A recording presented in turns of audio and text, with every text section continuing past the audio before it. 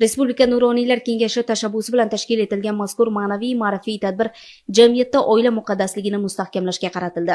Tadbirda 50-60 yildan ortiq birga umr kechirib, quvonch va tashvishini teng bo'lishib kelayotgan nuroniy oilalar ishtirok etdi. Ular nafaqat uzoq yillik turmush yo'li, balki sabr-toqat, o'zaro hurmat, sadoqat va mehr-oqibat asosida qurilgan hayoti bilan ham jamoatchilik e'tiboriga sazovor bo'ldi. Ushbu juftliklar hayoti kitoblardan o'qib bo'lmaydigan, faqat hayotning o'zi orqali o'rganiladigan haqiqiy maktab ekani ta'kidlandi. Bizni uylanganimizga mana 53 yil to'ldi. Qarang, biror marta oilamizda sen, men degan so'z bo'lmagan. Bizni 5 nafar farzandimiz bor. Hammasi tinch totib yashaydi. Barchasi o'qigan oliy ma'lumotlar. 11 nafar nabiram bor. 8 tasi oliy ma'lumotlar.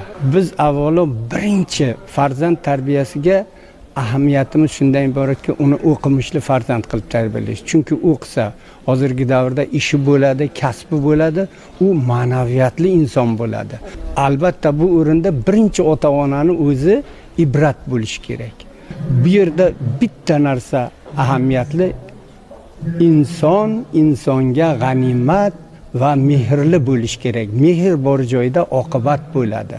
Nuroniylar o'z so'zlarida oilada barqarorlikka erishish oson emasligini, har bir yil, har bir davr o'z sinovlari bilan kelganini ochiq-oydin bayon etdilar. Biroq aynan qiyin damlarda o'zaro suyanch bo'lish, shoshma-shoshar qarorlardan tiyilish va sabr qilish oilani saqlab qolishda hal qiluvchi omil bo'lgani ta'kidlandi. Samimiy muloqotlar chog'ida nuroniy ota-onalar yoshlarga ro'zg'or tutish madaniyati, turmushda tejamkorlik, mehnatsevarlik va mas'uliyat masalalari haqida hayotiy misollar keltirdilar.